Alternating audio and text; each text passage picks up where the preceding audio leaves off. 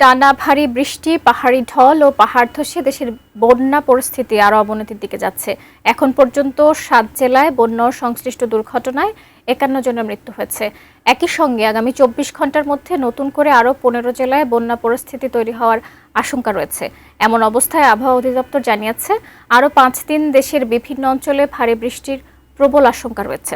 বিস্তারিত জানাচ্ছেন শেখ ফরিদ। টানা ভারী বৃষ্টি ও পাহাড়ি ঢলের ফলে দেশের ১২টি জেলায় চলমান বন্যা পরিস্থিতির আরও অবনতি হওয়ার আশঙ্কা দেখা দিয়েছে।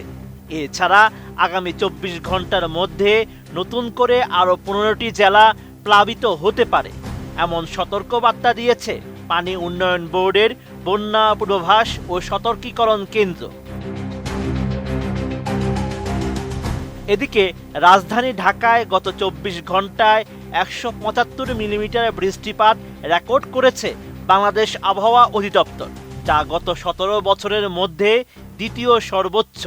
এর আগে ২০০৯ সালে একদিনে সর্বোচ্চ ৩৩৩ মিলিমিটার বৃষ্টিপাত রেকর্ড করা হয়েছিল। নতুন বাংলাদেশ গড়তে এলো জুলফিকার স্টিল।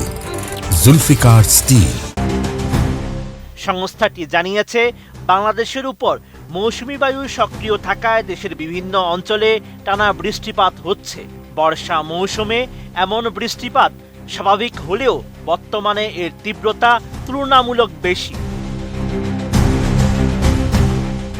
এছাড়াও আবহাওয়া অধিদপ্তরের আগামী ১২০ ঘন্টার পূর্বাভাস অনুযায়ী আগামী ৫ দিন দেশের বিভিন্ন অঞ্চলে বৃষ্টিপাতের প্রবণতা অব্যাহত থাকতে পারে।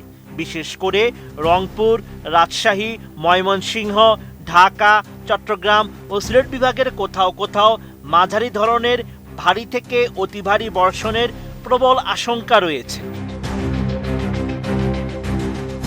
অন্যদিকে বন্যা পূর্বাভাস ও সতর্কীকরণ কেন্দ্র জানিয়েছে, বর্তমানে ৩টি নদীর পানি ৪টি পয়েন্টে বিপদসীমার উপরে অবস্থান করছে। দক্ষিণ পূর্বাঞ্চলের পানি কমলেও উত্তর পূর্বাঞ্চলে নতুন করে বন্যা পরিস্থিতি তৈরি হওয়ার আশঙ্কা রয়েছে। আগামী ২৪ ঘন্টায় ফেনী, চট্টগ্রাম ও খাগড়াছড়ি নদী সংলগ্ন নিম্নাঞ্চলে স্বল্পমেয়াদী বন্যা দেখা দিতে পারে। একই সঙ্গে লক্ষ্মীপুর ও নোয়াখালীর কিছু এলাকা প্লাবিত হওয়ার আশঙ্কা রয়েছে।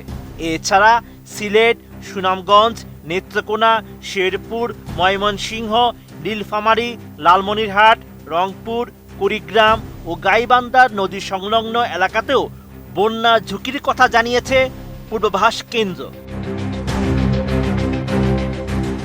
Sheikh Farid, ATN news.